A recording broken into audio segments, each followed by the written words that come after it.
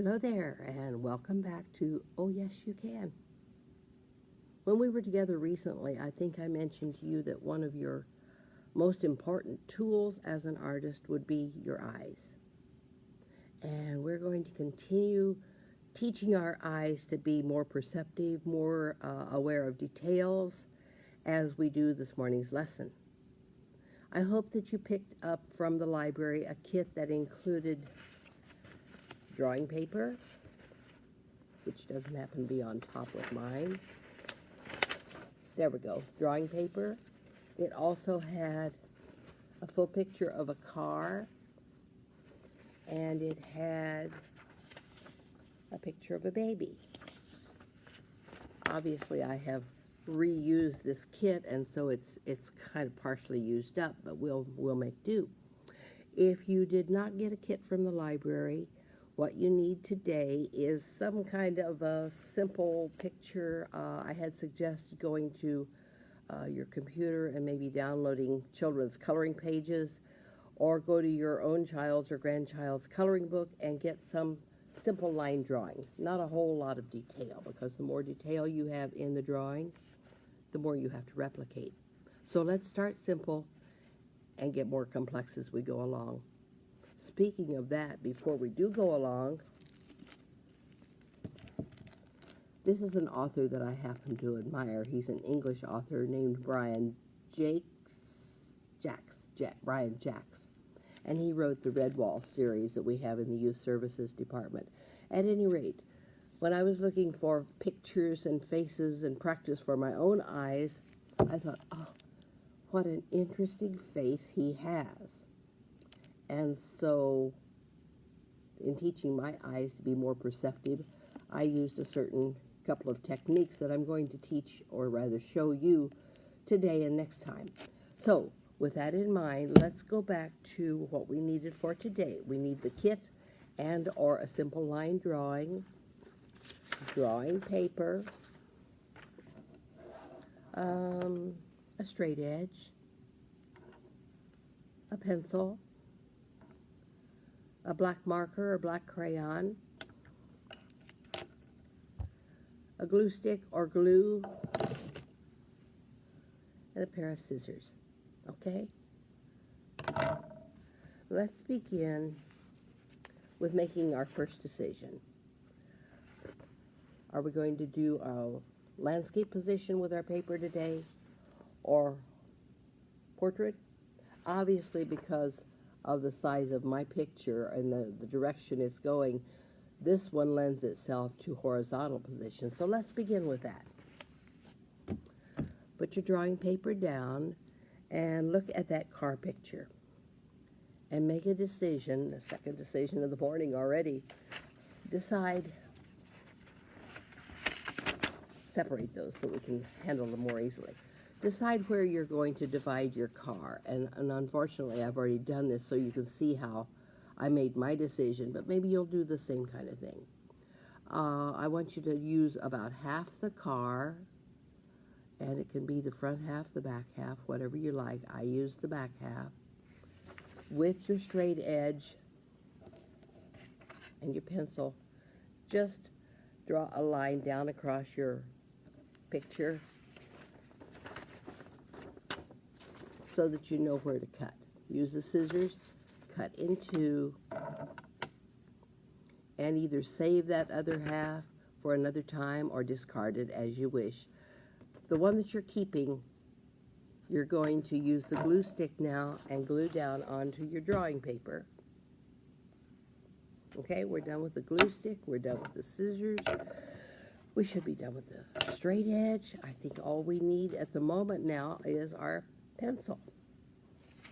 The way we're teaching our eyes to be more perceptive is that we're going to use the existing lines in the picture and continue them out in a reasonable fashion, reasonable distance, to complete the picture.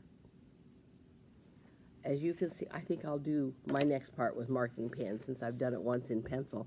You can do yours in pencil and make corrections as needed.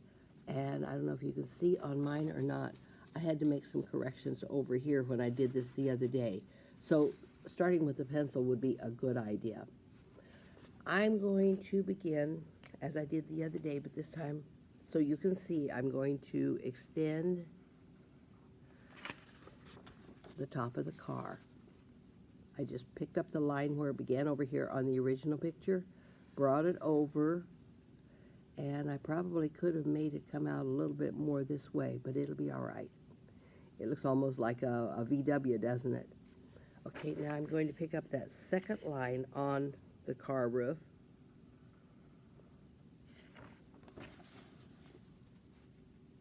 And clearly now, there is the upright portion of the window frame, I guess it is. And then the bottom of the window. All these are lines that are just kind of connecting with existing lines. And again, you're teaching your eyes to be perceptive. You don't want your front car window to be way down here in the middle of the door or anything like that. So you use the other line as a directionality. Shows you where to start your next line.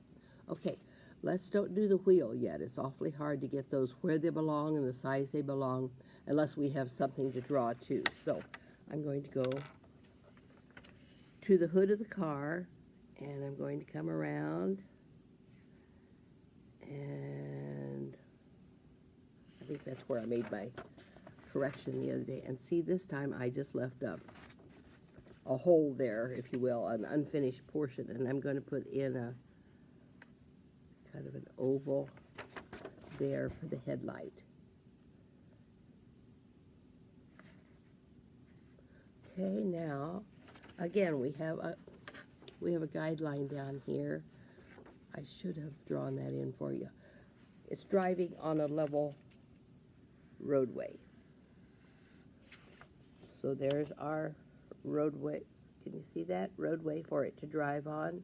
Now I know how high above the roadway this front part of my car needs to go, and I can actually kind of measure with my finger or with my pencil or my marker in this case, and it's about that far for me, so it's going to be that far above the line over here.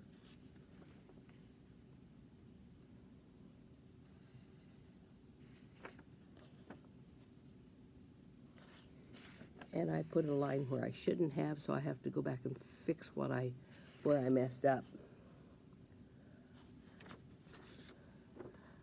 I should have put my front of my hood right here, because this out here is actually the bumper, so I'm gonna be kind of messed up.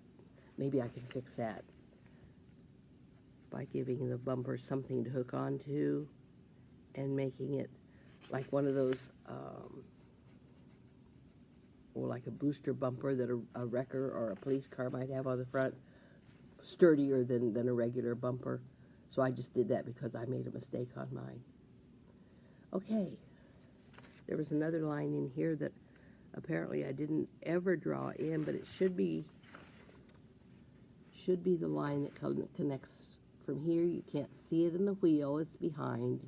It connects here, comes across, and be at the same level on this side. So that being said, I drew it in. And leaving space over here, again, measuring with your fingers or your pencil or your straight edge, whatever you need to measure, you're going to make this wheel the same size. So let's draw the big outer portion of the wheel. And if you're drawing with your pencil, you can make light sketch lines so that if you need to make corrections, you can. And then we'll draw in the hubcap. Ah-ha-ha. And now, all you aspiring artists, you could get creative. Maybe we need to have reflection lines on the hubcaps. Shiny, shiny hubcaps. They need to have a reflection on them where the light is popping back at us. Maybe we need to put the doors in. How can we get in our car? I'm not going to put a back door on mine. Mine's going to be a two-door car. And how do I open that door? Well, I need some kind of a door handle or a door opener. Maybe I need to have just a little bit of highlight on the windows as well, or is that a crack in the window? Could be either one. If it's a highlight, it really should be more of an open rather than an X, because the X makes it look like it's a crack. In fact, I'm just going to turn that into an old cracked window since I did it that way. Probably it'll have another line up to the top like that. That's just for fun. You do whatever you want to with yours. Okay? You could color now if you want to. I'll put my marker away temporarily. And this would be a great place for crayons, colored pencils, soft pastels. I'm not sure about markers. Markers might work. The reason I kind of stay away from markers early on in our lessons is because we can't blend with them. We can't show light and dark and shadow like I'd like for you to practice as well with markers as we can with those other tools. So crayons, colored pencils, maybe soft pastels, any of those will work. Again, this is optional. This is if you want to do it. Now, there was another one in your kit. This adorable little child, which clearly is a lot more involved than our car was. The principles are the same. You'll need either the other side of that same drawing paper or a new drawing paper. You need the baby picture. Oh, by the way, clearly this one's not going to fit on the paper in the landscape position, so this one is going to be on the paper in the portrait position. That being said, now we make decisions about our baby. With the straight edge back again, where are we going to chop the baby into? That sounded horrible, didn't it? If we go halfway here, look what we've done to ourselves. If we keep the bottom half, we've got all this on our paper, but we really don't have anything to get us started doing the head part. If we reverse it and paste down the head to our paper again, we really don't have any starter lines to get us going on the bottom part. So we're going to be winging it, drawing it pretty much from scratch. Are you ready for that? If so, go for it. However, I would suggest that you make another decision. Let's do some other kind of a division of the baby. Like, I like diagonals, but it doesn't have to be. See, you could keep either half of this if you cut it along here. If you put that on your paper, then you've got the hairline started. You've got the hairline in front started. You've got one eye to help you position the other eye. There's the chin to show you where that should be. Then you go down here and you've got this little top of his romper suit, looks like, started, and you can just connect those lines and go on. You can see how fat the tummy is here. Make this side of the tummy equally fat. You can see where this, well, maybe you don't want to go over here yet. Let's come over here and get this connected. See, this just comes right on around and makes the foot. See the starter lines that you could just connect to? And then you can know, oh, and you could measure, like maybe, wow, I can't reach that far. I'll have to, can't find my straight edge. I'll measure with a pencil. From here across, it's about the length of a pencil. You could put a dot there to show where the other toe should end. That's one way.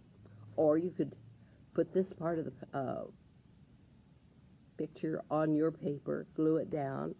Ooh, that's kind of cool because you've got both the eyes already done for you. But again, you've got the hairline to get you started, hairline to get you started. There's the chin. Here's part of his little bib overalls or romper suit. We didn't put the button in before, but we know where to put the buttons in.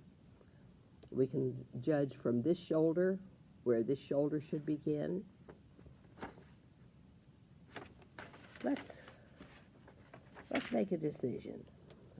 I'm not going to show you until I get it done.